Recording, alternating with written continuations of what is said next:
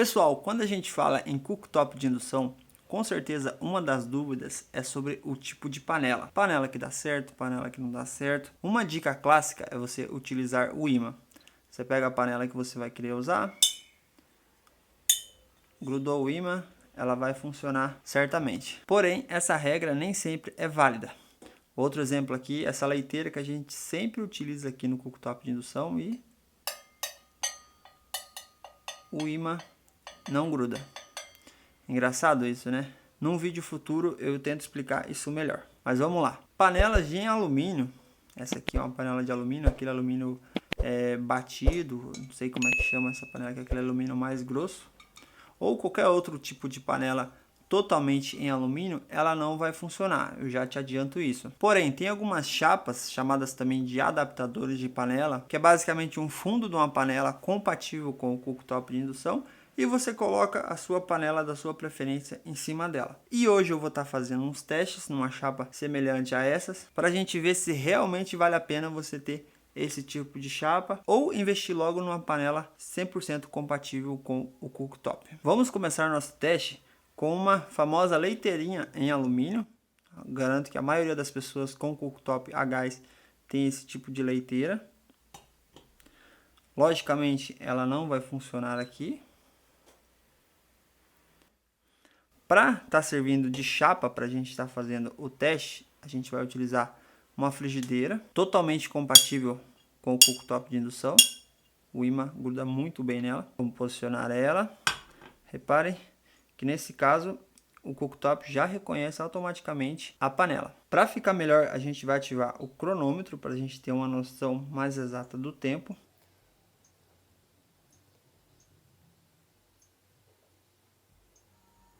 Beleza, vamos colocar a nossa leiteira em cima da chapa, exemplificando como se fosse uma chapa dessas que você adquire aí para estar fazendo esse uso de panelas não condutivas.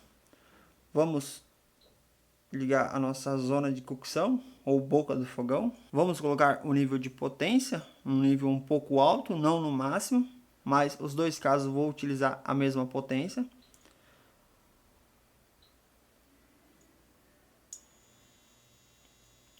Reparem aqui no timer, para a gente ter uma noção de tempo entre um e outro.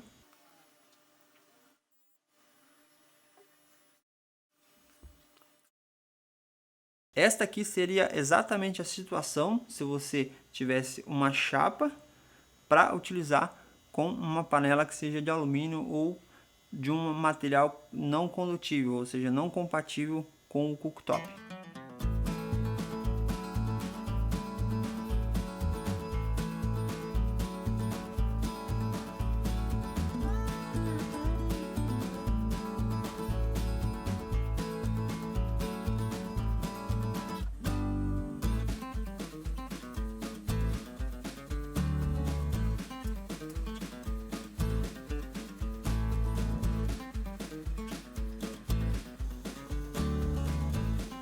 Agora sim, com quase 6 minutos praticamente, conseguiu chegar até o ponto de fervura. Já dá para a gente ter uma noção, vamos colocar ali entre 5 e 6 minutos. Aqui eu utilizei exatamente 200 ml de água. Beleza, agora vamos para o teste de uma totalmente compatível. Posicionar ela aqui. Aqui tem essa simbologia, significa, apagou já, que essa zona ainda ela está um pouquinho morninha no caso, mas é nada que vai alterar muito, mas já desligou que está praticamente fria. Vamos posicionar, ligar o cooktop.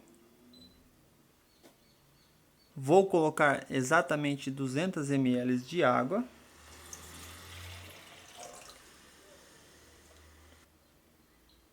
Nível de potência 8.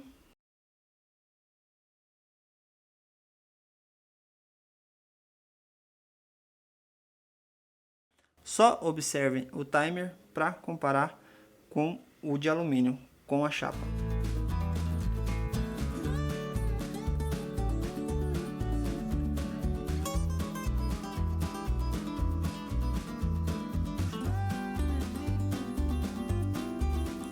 basicamente antes de chegar nos 2 minutos, mas podemos colocar ali entre 2 e 2 minutos e meio no máximo, você já consegue o ponto de fervura.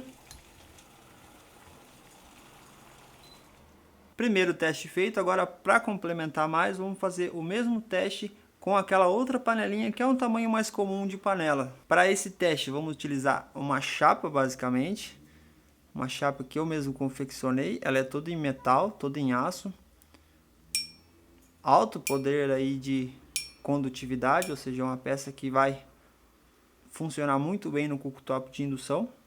Vamos estar posicionando ela.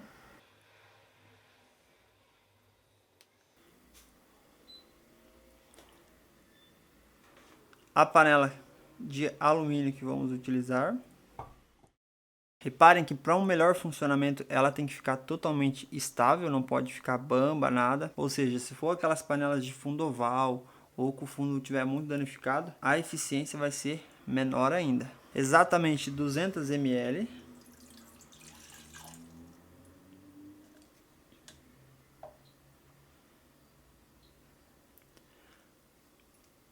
Agora vamos colocar na potência 9 para acelerar um pouco mais o processo.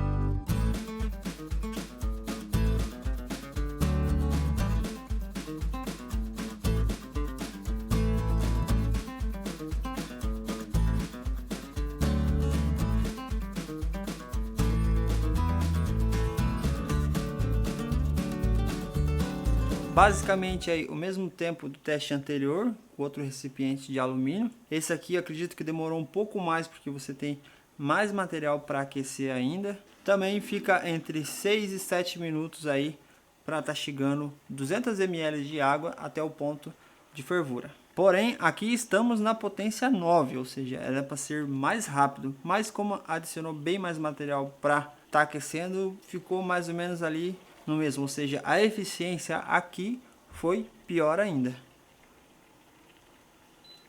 Agora aqui com a panela totalmente compatível.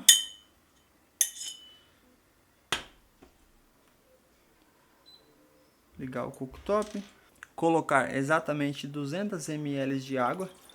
Lembrando que toda essa água que eu utilizei em todos os processos, sempre em temperatura ambiente.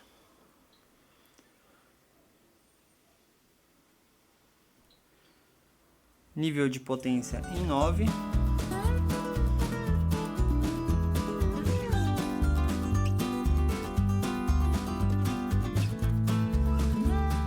Tá aí, em pouco mais de 1 minuto a gente tem o ponto de fervura. Isso na potência 9.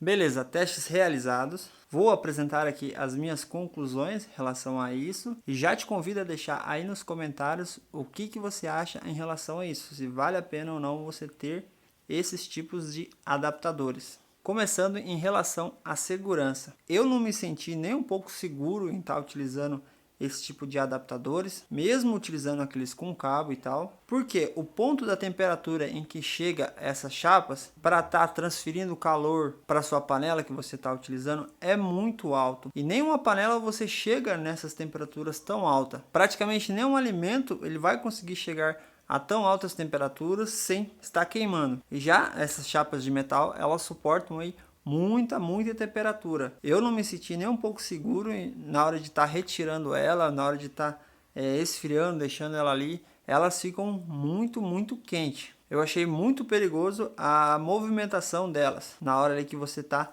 utilizando. Segunda questão é em relação ao consumo. Repare aí que no primeiro exemplo a gente teve aí praticamente 6 minutos para estar aquecendo aquela quantidade de água, basicamente aí 3 vezes o tempo de utilização para estar aquecendo aí a mesma quantidade de água, ou seja, o consumo entre um e outro aumentou aí 3 vezes. Resumindo, sem condições de estar utilizando de uma maneira eficiente. Pior ainda quando a gente usa o exemplo da panela, o consumo aí foi praticamente 6 vezes maior, ou seja, é um grande desperdício de energia você estar utilizando esse tipo de adaptador. Tá, mas tem alguma condição que justifique o uso desse tipo de chapa? Na minha opinião, eu acho que não tem. Pode ser que existam certos tipos de panelas ou alguma coisa do tipo que ainda não tem em inox, em ferro e tal. Eu acredito que praticamente todos. Certamente para quem entra no uso aí dos cooktop de indução, normalmente sempre é mais caro esses tipos de panela, tipo de acessórios,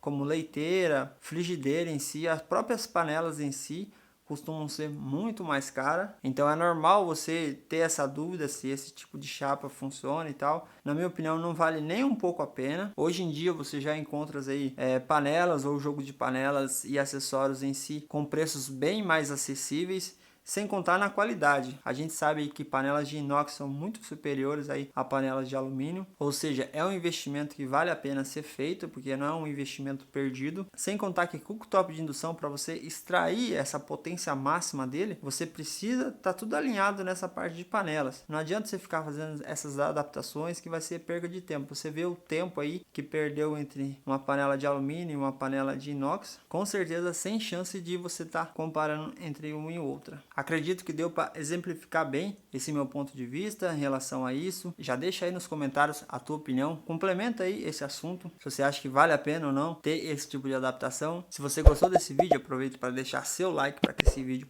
possa chegar a mais pessoas. Compartilhe esse vídeo para aquela pessoa que está com dúvida se vale a pena ou não você estar utilizando esse tipo de chapa, ou se panelas funcionam em cooktop de indução e tal. Com certeza vai ser de grande ajuda. Confira os outros vídeos aqui do canal, tem bastante conteúdo bacana, inclusive sobre cooktop de indução. Tem vídeo sobre consumo, tem vídeo sobre instalação, resenha, unboxing, bastante conteúdo mesmo. E se não é inscrito, aproveita para se inscrever no canal para ficar por dentro dos próximos conteúdos. E esse foi mais um vídeo, espero que vocês tenham gostado. Não esqueça de deixar o seu comentário. Fico muito feliz em trazer esse tipo de conteúdo para vocês e até o próximo vídeo.